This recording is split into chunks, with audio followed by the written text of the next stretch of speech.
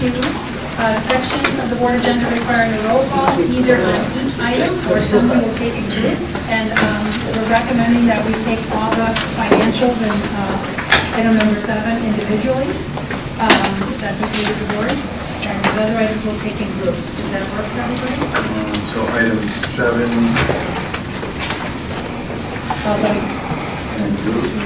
No, we'll take 7-1 those through separately. 7-5 individually. All right, that said, I'd like to hear a motion and a second for the resolution approving reimbursement of travel, meal, and lodging expenses, please. So moved. Discussion? Roll call, please. Mr. Lopez. Aye. Dr. Kerrigan. Aye. Dr. Finger. Aye. Ms. Holland. Mrs. Oshauger. Mr. Stanley. Motion passes. Thank you. I'd like to hear a motion and a second for a resolution approving and ratifying bills, authorizing budget transfers, and accepting monthly financial report. Motion? So moved. Second. Discussion?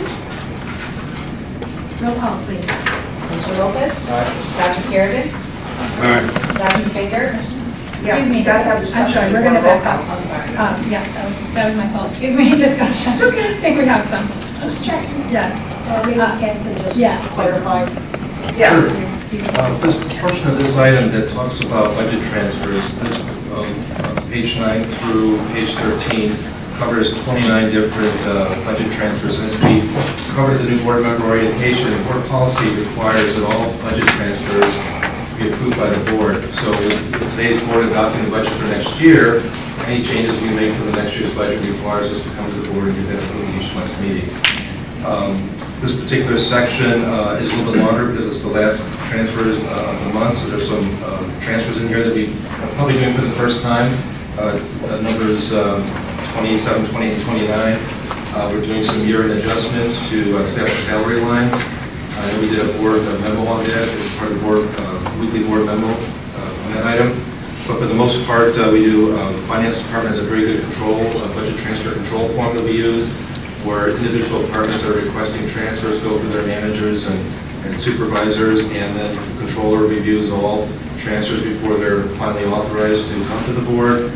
And there's a detailed description behind each one of these transfers, and the department heads requesting those transfers are always available to answer questions on a particular item. Is that helpful from an overview standpoint? Yeah, are we looking at these individually, 1 through 29, or we're looking at this as a group? As a group. If there's any individual questions, I'll be happy to address them. I've got some concerns on, and part of it is my needing to understand budget transfers when they seem to be at cross purposes from one category to another. Got number 5, which includes a lot of overtime costs. Yeah, that's a good example, because I think you see that in several of these items where the question might be, is it cost effective to be paying overtime instead of filling positions?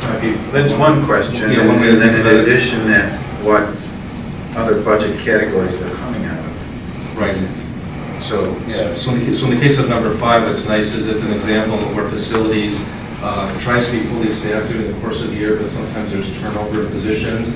And when we have vacant positions in facilities, sometimes it requires them to have a custodian work overtime to make up for the work of the missing positions. So they fully try to keep their the rosters filled, but the turnover happens in some of those positions. Plus, during the course of the master plan work, we've had to have their systems shut down while work is going on. We've had to have our HVAC specialists come in and restart our systems when they get shut down on these master plan related situations. So those are some things that are driving some of that kind of change in that number. okay, so some of that, it sounds like it's something that could be anticipated. Right. So we moved from repair materials and supplies, 22,000 to custodial overtime. Is that right? Yeah, and so when you think about it from our budgeting standpoint, facilities might will have some categories where he may have some extra funds, and he's transferring it from those lines to the lines that he needs it. And so I think it's the public was looking at that, would wonder, what's the connection between one category versus another? And I think that's where we can help the member of the public or board member understand why those transfers are okay to do. There's nothing in board policy that would prevent us from doing that. And we'd be happy to provide more information on that. And is that common practice for community colleges to list the transfers under $25,000? They seem like small amounts to me. Some colleges do have a higher threshold. I know when I go to city colleges, we did everything over $10,000, came to the board, but this board chooses to have everything covered just fine. There's nothing, we don't have that many transfers to review. Our limit is 25,000. It isn't. That's what I always think. I'm sort of used to that, the 25,000 threshold and 50,000. Yeah, for individual. Transfers for $3,000 or $450. Like maybe if you're a former district, you maybe threshold. Yeah, so different world, I understand that.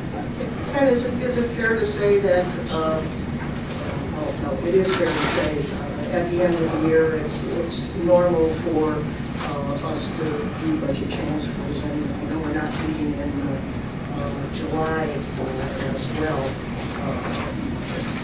perhaps because this is much larger than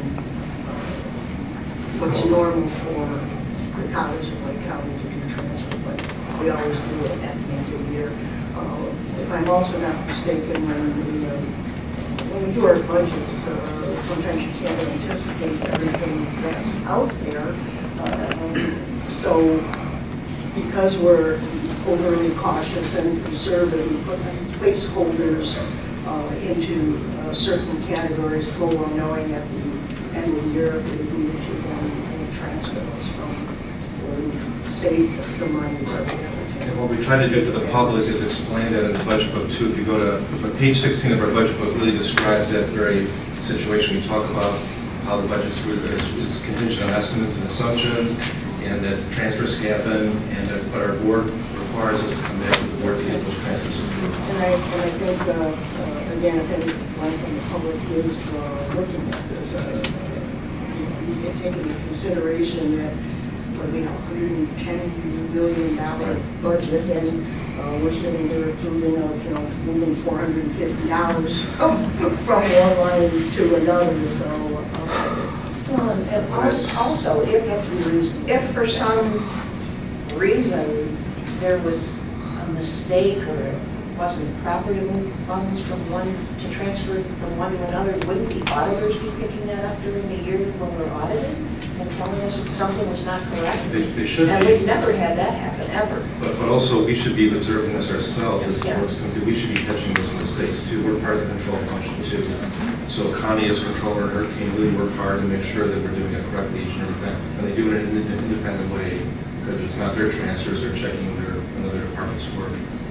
And Barb, I appreciate your point about a relative perspective on the budget amounts, but on the same token, public funds, we have to be close, watch them closely. It's a privilege to be handling them. Which is why I feel our board's tradition is going to do that. Right? Yeah, and so, even small apples are still important for us to keep an eye on. I'm sure you agree. yes, I do. One thing I would point out, that Ken has done a really nice job of continuing to increase the number of things that we bring for board approval. So for example, you'll see here a large chunk of these transfers have to do with faculty lines. In the past, that's just always been something we've reconciled at the end of the year. This is the first time the board's seen all of these come forward. Again, just trying to make sure that we're very clear about here are the kinds of transfers we do.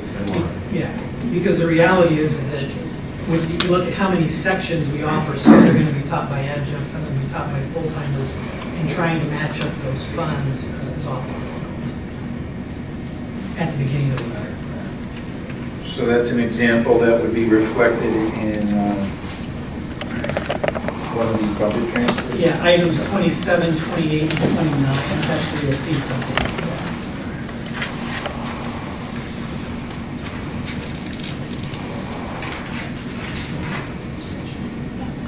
Is there anything else you'd like to bring up forward? Matt, are you comfortable? With what? Oh, are we good to go forward? Yes. Roll call, okay. Yeah. Great. Thank you, and thanks, Ken, for that in-depth discussion, we appreciate it. And back to the roll call vote, please. Mr. Lopez? Aye. Dr. Kerrigan? Dr. Finger? Aye. Ms. Holland? Mrs. Oshler? Mr. Stanton? And motion passes. Moving on to 7.3, I'd like to hear a motion and a second for the resolution to adopt fiscal year 2018 budget, please. So moved. Do you have a second? I will second that motion. I would have said that, I decided that. She's She's still- still. All right. No, I didn't sign that. Discussion, please. Oh, that's right. Yes, she's the signer. Hearing none, roll call, please. Mr. Lopez? Aye. Dr. Kerrigan? Dr. Finger? Aye. Ms. Holland? Mrs. Oshler? Aye. Mr. Stanton? Motion passes. Thank you. Just a comment, Ken. Please send your thanks to the rest of your staff as well. I know what a monumental task it is to put together a budget and to come forward with our budget at this open meeting with this huge audience and not one question, I think also speaks volumes to the work that you guys are doing. And yeah, so thank you. Here, here. And you've been really generous with your information for the newbies here during our ministry too, so thank you for that. Okay, moving on to 7.4, I'd like to hear a motion and a second for a resolution authorizing transfer of funds from the operations and maintenance funds restricted to the operation fund, please. So moved. Second. Discussion? Any further questions around the transfer process? Hearing none, roll call please. Mr. Lopez? Dr. Kerrigan? Dr. Finger? Ms. Holland? Mrs. Oshler? Mr. Stanton? Motion carries. 7.5, I'd like to hear a motion and a second for the prevailing wage act resolution, please. Could we have discussion? Yeah, we should have a motion and a second first. So moved. Second. Discussion, please. Prevailing wage, how long will this be in effect? It's a year. It's a year. Okay, well, All right. That's all. Great, thank you. Roll call, please. Mr. Lopez? Aye. Dr. Kerrigan? Aye. Dr. Finger? Aye. Ms. Holland? Mrs. Oshler?